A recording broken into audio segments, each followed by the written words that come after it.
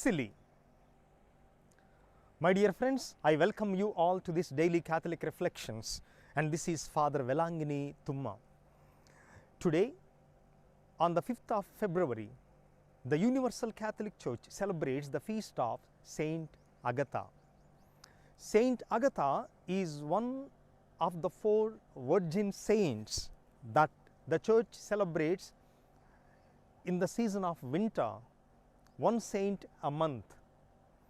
In the month of November, we celebrate the feast of Saint Cecilia. In December, feast of Saint Lucy, and in January, Saint Agnes, and finally February, Saint Agatha that we celebrate today. Saint Agatha, and she by birth was so beautiful and was born in a very noble and affluent family.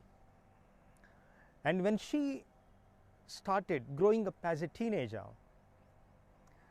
the governor of Sicily, Quantianus, had his eye on her, and he desired to marry her.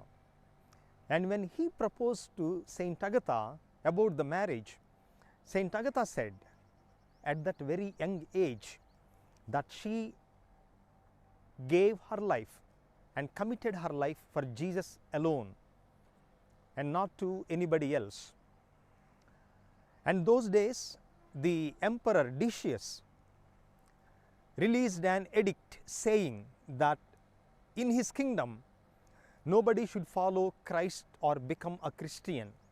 And the family of Agatha violated this, and they followed Jesus and became Christians. When the governor knew this, he said, "If you marry me, I will protect you and your family from being killed because you are violating the edict of the emperor."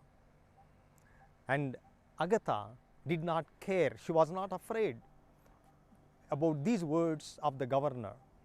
Therefore, the governor sent her to a judge so that he could talk and change her mind. And the judge, when he tried to convince Agatha to marry the governor, she refused the offer.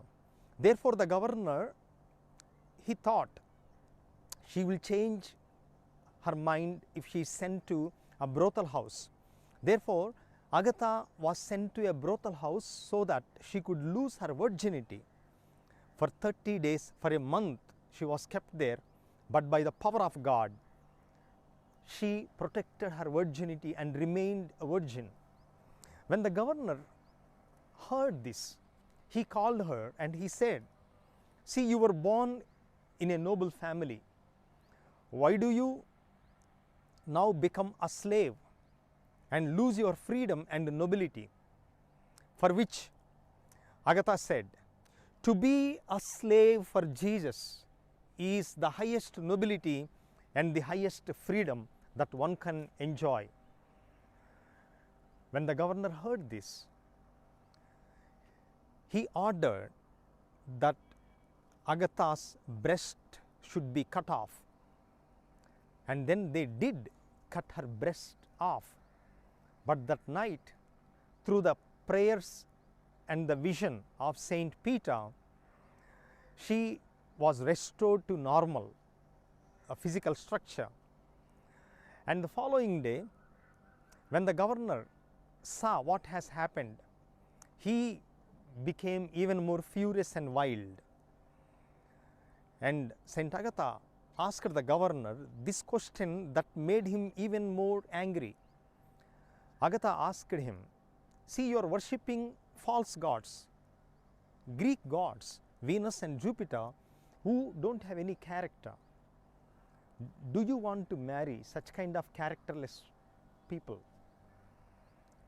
And when the governor, when he heard this, he ordered that Agatha should be killed by being thrown into burning coal. And finally, before she died, she thanked God for protecting her virginity and she prayed that God will welcome her to his presence. My dear friends, at the age of 15, Agatha had a courageous soul and a faith that is undaunted, that is fearless. That's why in the year 1994, St. John Paul II, he presented St. Agatha as a role model for all young people, especially the girls who are in the teenage. Today, I wish you all a very happy feast of Saint Agatha. May her example and intercession may make our faith strong, so that we may protect our faith and our morals. I wish you all a very blessed feast of Saint Agatha, and if you like these reflections, don't keep it for yourself. Please share and pass on to others. Have a very blessed day. Thank you.